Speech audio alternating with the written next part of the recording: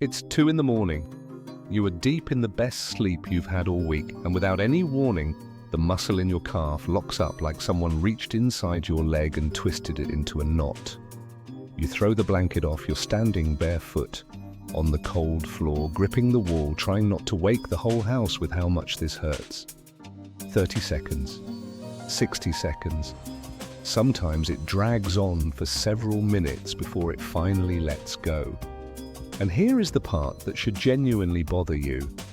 Whatever you've been taking every night to try to prevent this, the magnesium tablets, the nighttime leg cramp formula sitting on the pharmacy shelf right next to the vitamins, the newest, highest quality research says it is very likely doing almost nothing, not a little less effective than advertised, statistically no different from a sugar pill. Welcome to Seniors Golden Health. If you're one of the millions of people over 50 who have quietly dealt with this for years, this video is for you. We're going to go through exactly what the research actually shows, why this happens so often as we age, which warning signs mean it's more than an ordinary cramp, and what the evidence genuinely supports doing instead. Before we get into it, if you find this useful, take a second to subscribe and hit the like button. It genuinely helps this channel reach more people who are lying awake right now dealing with the exact same thing, and it costs you nothing. Let's start with the myth, because I want to take it apart carefully instead of just telling you to stop taking something you've relied on for years. For decades, magnesium has been marketed as the fix for nighttime leg cramps. It's sold specifically for this purpose. Pharmacies stock entire sections labeled leg cramp relief. Your friends probably take it. Your doctor may have even mentioned it in passing as something reasonable to try. And to be fair, it made sense on paper. Magnesium is involved in muscle contraction and nerve signaling, so the logic of maybe you're just low on it was never a crazy idea. But logic and evidence are two different things, and here's what the actual clinical evidence says once it's been tested properly. A systematic review and meta-analysis published in 2025, conducted according to the PRISMA guidelines that researchers use to make sure a review is done rigorously and registered in advance with Prospero, an international registry for this kind of research, pooled together the best designed randomized controlled trials on magnesium for nocturnal leg cramps.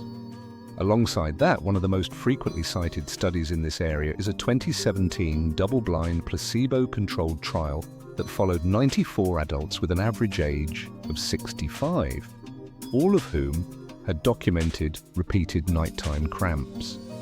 Double-blind and placebo-controlled simply means neither the patients nor the researchers knew who was getting the real magnesium and who was getting an inactive pill until after the results were unblinded, which is exactly the kind of design that keeps a study honest. Across this body of research, the consistent finding is this: magnesium supplementation does not produce a clinically meaningful reduction in how often the cramps happen, how severe they are when they do happen, or how long each one lasts compared with taking nothing but a placebo. And it's not just oral pills that fail to show a benefit. One trial actually used intravenous magnesium delivered directly into the bloodstream over 5 consecutive days, specifically to rule out the possibility that poor absorption through the gut was the problem with the pills. Even bypassing digestion entirely, the trial still failed to show a clear, measurable benefit in community-dwelling older adults. A widely cited review connected to the Cochrane collaboration, which is generally considered one of the gold standards for evaluating medical evidence, goes even further and states plainly that magnesium is unlikely to provide real, meaningful cramp prevention, specifically in older adults, even though the picture is a little more mixed for cramps related to pregnancy, which is a completely different physiological situation. So if you've been taking magnesium faithfully every single night, and you're still waking up in pain, I want to be very clear about something. This is not a failure of willpower or consistency on your part. It's that the product was never well supported by strong evidence for this specific use in the first place. It's not dangerous to take in reasonable amounts if your doctor has approved it for another reason, like bone health or blood pressure. But if leg cramps are the only reason it's in your cabinet, the honest answer from the research is that you're very likely spending money without getting the benefit you were promised. Now let's talk about what is actually happening in your body, because understanding the real mechanism is what makes the second half of this video make sense. Nocturnal leg cramps are a sudden, involuntary, and genuinely painful tightening of a muscle, most commonly in the calf, though they can also hit the foot or the back of the thigh. Clinical research describes the average episode lasting around 9 minutes, which, if you've ever had one, sounds about right and feels like an eternity in the moment. Here's the honest answer straight from the research. Scientists still do not have one single, fully agreed upon cause. What they do have is a clear, well-documented pattern of who gets them and when. Risk rises steadily with age. Some studies looking specifically at older outpatient populations report that 30 to 50% of people in that group experience these cramps regularly. And here's a detail that surprised me when I first came across it. Fewer than half of the people who deal with this ever bring it up with their doctor. Most people just assume it's something they have to live with, or they quietly try whatever supplement is marketed at them and move on, whether or not it's actually working. The leading working theory involves the nerves that control your muscles, not a simple mineral shortage. As we get older, the spinal motor neurons, these are the nerve cells responsible for telling your muscle fibers exactly when to contract and, just as importantly, when to relax, become somewhat less efficient at managing that relaxation signal. This seems to matter most in muscles that have spent a long stretch of time held in a shortened position. Think about what your calf muscle is doing for hours at a time. If you sit for long periods with your toes pointed downward, or if you sleep with your feet pointed away from your body under the weight of a heavy blanket, your calf muscle sits in a shortened state for hours on end. When a nerve signal misfires during sleep, a muscle that's already shortened is far more prone to locking into a full cramp than a muscle that's been kept at a more neutral, lengthened position throughout the day. There are several other contributors that show up again and again in the research. A sedentary lifestyle and reduced daily activity are consistently associated with more frequent cramping, most likely because underused muscles combined with less efficient circulation compound the nerve signaling issue we just talked about. Certain medications are also linked to a higher rate of cramps. This includes some diuretics, which are commonly prescribed for blood pressure or fluid retention, some cholesterol medications known as statins, and certain asthma medications. If your cramps started or noticeably worsened around the same time, you began a new prescription that is genuinely worth mentioning to whoever prescribed it. Please don't stop any medication on your own, just bring it up as a specific dated observation at your next visit. Circulation matters here too. Reduced blood flow in the legs, including early peripheral artery disease, can make muscles more prone to cramping simply because the oxygen demand of the muscle isn't being fully met. And plain old dehydration, especially after a day where you didn't drink much or after unusually strenuous activity, is a well-recognized trigger, even though researchers are clear that it doesn't explain every single case. Now, before we move into what actually helps, I need to take a moment and be very direct with you, because this matters for your safety. A cramp that follows the classic pattern. It seizes suddenly, it's intensely painful for a few minutes, and then it fully releases and leaves nothing behind, is, in the overwhelming majority of cases, completely benign. It's uncomfortable, it disrupts your sleep, but it is not dangerous on its own. That said, there are patterns that look similar on the surface, but mean something very different, and they deserve prompt medical attention rather than a home-stretching routine.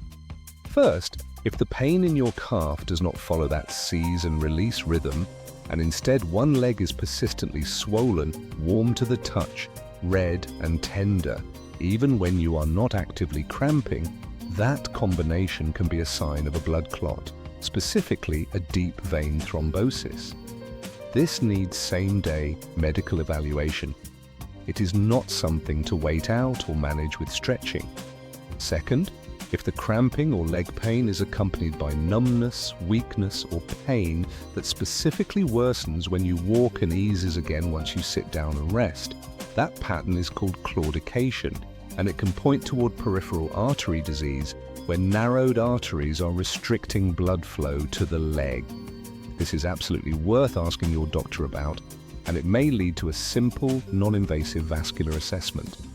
Third, if the cramps are new, unusually frequent, and paired with unexplained weight loss, or with muscle weakness that doesn't fully go away between episodes, that combination also deserves a proper workup rather than an assumption that it's ordinary nighttime cramping. If none of those apply to you, take a breath. What you're dealing with is almost certainly the common, benign version of this, and the rest of this video is exactly where you should focus your attention. So here is the honest state of the research on what actually helps. And I want to be upfront with you about something before I list it out. This is not a field with one guaranteed miracle fix. And if any source promises you a single trick that eliminates cramps for everyone, they are not being straight with you.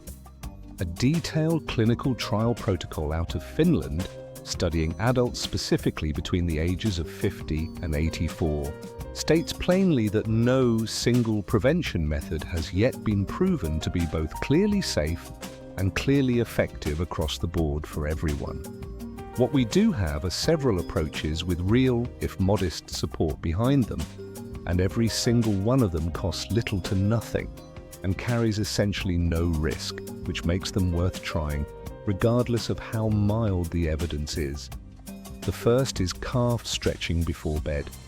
Clinical reviews consistently list passive stretching as a reasonable low-risk first-line approach, even though researchers are honest that the trial evidence isn't as large or as strong as they'd like it to be. Here's the technique, and the details matter. Stand facing a wall about an arm's length away. Place both hands flat on the wall at roughly shoulder height. Step 1 foot back, keeping that back leg straight and the heel flat on the floor. Slowly lean your hips toward the wall until you feel a clear stretch through the calf of the back leg. Hold that position for 30 seconds, breathing normally, then switch legs. Repeat this 2 to 3 times per leg, ideally sometime in the hour before you go to bed. The logic here connects directly to what we discussed about the nerve mechanism. A calf muscle that goes into the night, already lengthened out, is simply less likely to seize than one that's been sitting shortened all evening. The second thing worth paying attention to is the position your legs are actually in overnight. Remember, a foot that's pointed downward under the weight of tucked-in blankets keeps the calf muscle in that shortened, cramp-prone position for hours at a stretch. Something as simple as loosening the sheets and blankets at the foot of the bed so your feet have room to sit in a more neutral position rather than being pinned downward all night is a completely free change that's worth trying for a couple of weeks to see if it makes a difference for you. The third area is staying ahead of things during the day, rather than only trying to fix the problem at night. Regular daytime movement, even something as simple as a short walk, supports circulation to the calf muscles and is associated with lower cramp frequency in people who were previously sedentary. This connects to something worth remembering in general as we get older. Muscles that stay active throughout the day tend to handle the demands of a long night far better than muscles that sat completely still for 12 hours straight. The fourth is compression. That same Finnish trial we mentioned was specifically designed to compare knee-length compression stockings directly against magnesium supplements, precisely because researchers increasingly suspect that supporting blood return in the lower leg may matter more for this problem than any mineral supplement does. If you already notice any swelling in your legs by the end of the day, a properly fitted, doctor-recommended compression stocking is a very reasonable thing to bring up at your next appointment. And the fifth is a straightforward medication review with your doctor. Since certain diuretics, statins, and a handful of other common prescriptions are associated with an increased rate of cramping, a simple review of your current medication list, done together with your prescriber, never on your own, can sometimes identify something that's genuinely adjustable. Now let me tell you about a pattern that comes up constantly in the stories people share about this.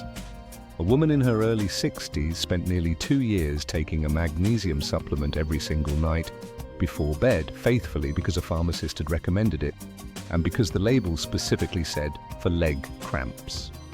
Her cramps continued at almost exactly the same frequency the entire time, roughly 3 or 4 times a week, always waking her somewhere between 1 and 3 in the morning. It wasn't until she happened to mention it to her doctor at an unrelated appointment that anyone actually looked at the pattern with her. Her doctor asked about her evening routine and discovered she spent most evenings sitting in a recliner with her feet propped up and pointed slightly downward, watching television for 2 or 3 hours before bed, and that she'd become far less active during the day after retiring the year before. Over about 6 weeks, she added the wall calf stretch before bed, made a point of taking a short walk most afternoons, and loosened the blankets at the foot of her bed. She didn't stop the magnesium right away, mostly out of habit, but the cramps dropped from 3 or 4 times a week down to roughly once every couple of weeks. When she eventually stopped the magnesium entirely to see what would happen, nothing changed. The frequency stayed low. It wasn't the mineral doing the work. It was the muscle position, the daily movement, and the stretching. Let's also talk briefly about what the evidence suggests you should probably skip, or at least not expect much from. Based on the current research, oral magnesium taken specifically for nighttime leg cramps in older adults is not well supported by the evidence. If you're taking it for another reason your doctor has recommended, like supporting bone health or blood pressure, that's a completely separate conversation and not something this video is telling you to stop. But if leg cramps are the only reason it's in your cabinet, it's reasonable to have an honest conversation with your doctor or pharmacist about whether it's worth continuing. There's also an older prescription option called Quinine that does show a modest effect on cramp frequency in some trials. However, it is no longer recommended by most current medical guidelines because of serious potential side effects, including dangerous effects on heart rhythm and on blood cell counts. This is absolutely a conversation for a physician and never something to pursue on your own, and most doctors today will steer patients away from it given the safety concerns. Before we wrap up, I want to give you a simple way to think about all of this because we've covered a lot of ground. Nighttime leg cramps in people over 50 are extremely common. Depending on the study, somewhere between 30 and 50% of older adults deal with them regularly, and most people never bring it up with a doctor at all. In the vast majority of cases, they are uncomfortable but not dangerous. The research is honest that we don't have one guaranteed fix, but what does have real, evidence-based logic behind it is refreshingly unglamorous and completely free. Stretch your calves before bed. Stay active during the day rather than sitting for long stretches. Pay attention to how your feet are positioned under the covers at night. Ask your doctor about compression stockings if you notice any evening swelling, and ask about a medication review if your cramps started or worsened around a new prescription. And if what you're feeling doesn't fit that simple pattern of a cramp that seizes and then fully releases, if instead you're noticing persistent one-sided swelling, pain that specifically comes on with walking, or weakness that lingers afterward, that is the moment to get it checked by a doctor rather than stretched out on your own. None of what we covered today is meant to replace an actual conversation with your own physician, especially if you're on regular medications or have an existing heart or vascular condition. Bring these questions to your next appointment and let a doctor who knows your full health history help you figure out what applies specifically to you. If this video helped you understand something you've been quietly dealing with for years, do us a favor and hit the like button and subscribe to Seniors Golden Health so you don't miss the next one. We're building this channel around real, evidence-based information instead of the same recycled marketing you see everywhere else. And every single subscriber genuinely helps more people find this instead of another bottle of pills that doesn't work. One last thing before you go. Drop a comment below and let us know, how old are you and have you tried magnesium for cramps before? We read every comment and it genuinely helps us decide what to cover next for this community. Thanks for watching and we'll see you in the next one.